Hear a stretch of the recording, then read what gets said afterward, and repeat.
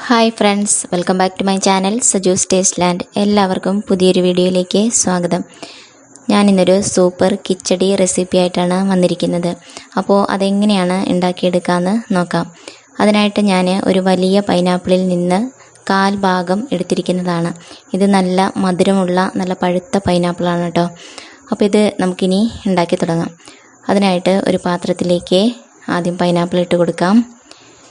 1 teaspoon മുളക് പൊടി, 1 teaspoon മഞ്ഞൾപ്പൊടി, ആവശ്യത്തിന് ഉപ്പ്.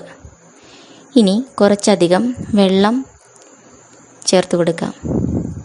എന്നിട്ട് നല്ലതുപോലെ ഒന്ന് ഇളക്കി കൊടുക്കാം.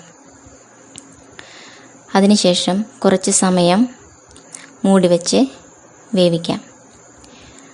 ഇനി ഒന്ന് തുറന്ന് നോക്കാം. ഇപ്പോൾ ഇത് പകുതി വേവായിട്ടുണ്ട്. ഇത്ര ആയാൽ പോരാ, നല്ലതുപോലെ വേവണം. കുറച്ച് വേവുള്ളതാണ്, അതുകൊണ്ട് കുറച്ച് സമയം കൂടി മൂടി വെച്ച് വേവിക്കാം. ഇപ്പോൾ ഇത് ഏകദേശമൊക്കെ ആയിട്ടുണ്ട്. ഇനി ഈ സമയത്ത് നമുക്ക് അരപ്പ് റെഡിയാക്കാം. അതിനായിട്ട് ഞാൻ ഒരു വലിയ തേങ്ങാമുറിയിൽ നിന്ന് 1/4 ഭാഗം എടുത്തിരിക്കുന്നതാണ്. ഇത് ഒരു മിക്സിയുടെ ജാറിലേക്ക് ഇട്ട് കൊടുക്കാം. എന്നിട്ട് നല്ല കട്ടിയുള്ള തൈര്, ആവശ്യത്തിന് പുളിയുള്ള തൈരൊക്കെ ആവണം, ഒരു 3 സ്പൂണ് ഞാനിതിലേക്ക് ചേർത്ത് കൊടുക്കുന്നുണ്ട്. തൈരിൽ തന്നെയാണ് തേങ്ങ അരച്ചെടുക്കുന്നത്. അതിനുശേഷം 1 ടീസ്പൂണ് കടുക് കൂടി ചേർത്തിട്ട് ഒന്നുകൂടി ഒന്ന് അരച്ചെടുക്കാം. കടുക് ചേർത്തതിന് ശേഷം ഫൈനായിട്ട് അരയ്ക്കേണ്ട കാര്യമില്ല. ഇനി ഇത് നമുക്ക് കറിയിലേക്ക് ചേർത്ത് കൊടുക്കാം. ഇപ്പോൾ നല്ലതുപോലെ വെള്ളമൊക്കെ വറ്റി വന്നിട്ടുണ്ട്. ഇങ്ങനെ ആവണം, വെള്ളം ഒട്ടും പാടില്ല. ഈ സമയത്ത് നമുക്ക് ഇതിലെ കഷ്ണങ്ങളൊക്കെ ഒന്ന് ഉടച്ച് കൊടുക്കാവുന്നതാണ്. തേങ്ങ ചേർത്ത് കൊടുക്കാം. തേങ്ങ ചേർക്കുമ്പോൾ ഒട്ടും വെള്ളം ചേർക്കാൻ പാടില്ല കേട്ടോ. എന്നിട്ട് നല്ലതുപോലെ ഒന്ന് മിക്സ് ചെയ്യാം. തേങ്ങയൊക്കെ എല്ലായിടത്തും ആവുന്നത് പോലെ മിക്സ് ചെയ്തെടുക്കാം. ഇനി ഇതിലേക്ക് കുറച്ചുകൂടി ഉപ്പ് ചേർത്ത് കൊടുക്കാം. ഉപ്പ് കുറച്ച് കുറവായിരുന്നു കേട്ടോ. എന്നിട്ട് ഒന്നുകൂടി ഒന്ന് ഇളക്കിയിട്ട് കുറച്ച് സമയം കൂടി ഒന്ന് മൂടി വെച്ച് വേവിക്കാം.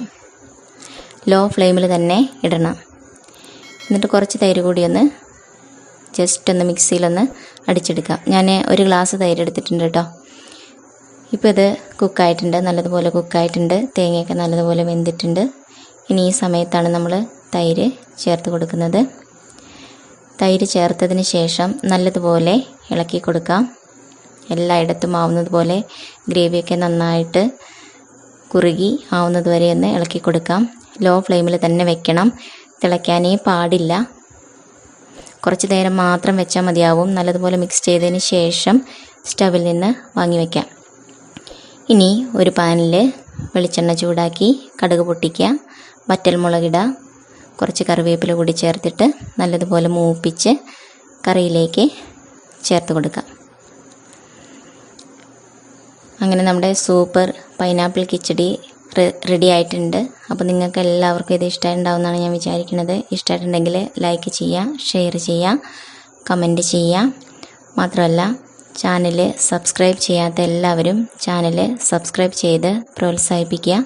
തൊട്ടടുത്ത് കാണുന്ന ബെല്ലൈക്കൺ കൂടി ഒന്ന് പ്രസ് ചെയ്യുക. അപ്പോൾ ഓൾ എന്നൊരു ഓപ്ഷൻ വരും, അവിടെ കൂടി ഒന്ന് പ്രസ് ചെയ്യുക. അപ്പോൾ നെക്സ്റ്റ് വീഡിയോയിൽ കാണുന്നവരെ താങ്ക് യു, ബൈ.